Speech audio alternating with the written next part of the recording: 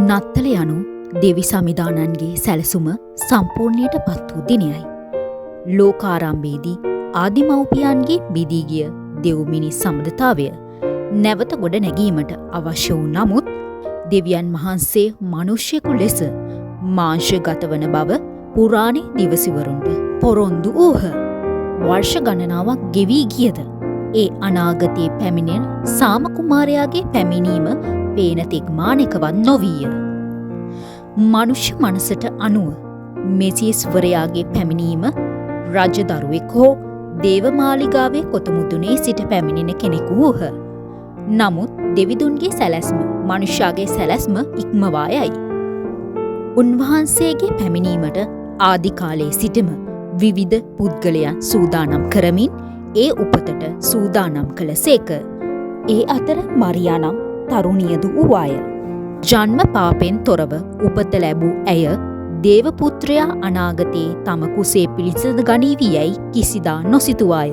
දෙවි සමිධානන් පුරාණයේ දුන් පොරොන්දුව මරියා නම් තරුණියගේ කුසේ පිළිසඳ ගැනීම මාංශගතවීම ලෙස හඳුන්වයි. වචනයානෝ මාංශගත වූ සේක ලෙස කියවෙන්නේ පුරාණයේ සහතික කර දුන් වචනය දැන් උපත ලැබීමයි. එනම් ඉටුවීමයි. ජේසුස් යන නාමය මනුෂ්‍ය දුන් නාමයක් නොවේ. එය ස්වර්ගෙන්ම මරියාට ලබා දුන් නාමයයි.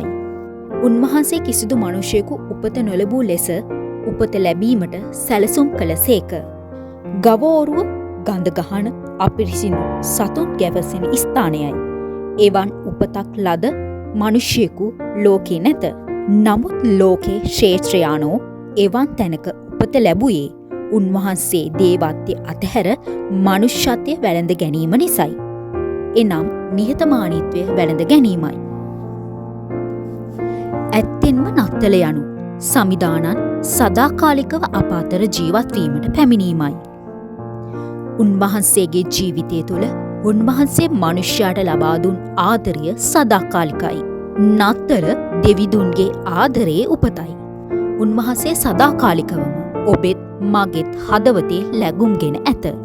ලෝකයේ අසරණයන් දෙස කරුණාවෙන් බලන්නට උන්වහන්සේ අප මෙහෙයවන සේක. ලෝකෙට ආදරේ බෙදන්න, වැටුණු මිනිසුන් නැගිසිටුවන්න, අසරණයන්ට සරණ වන්නට ආරාධනා කරන වාසනාවන්ත නත්තල. ඔබට සුබ නත්තලක් වේවා.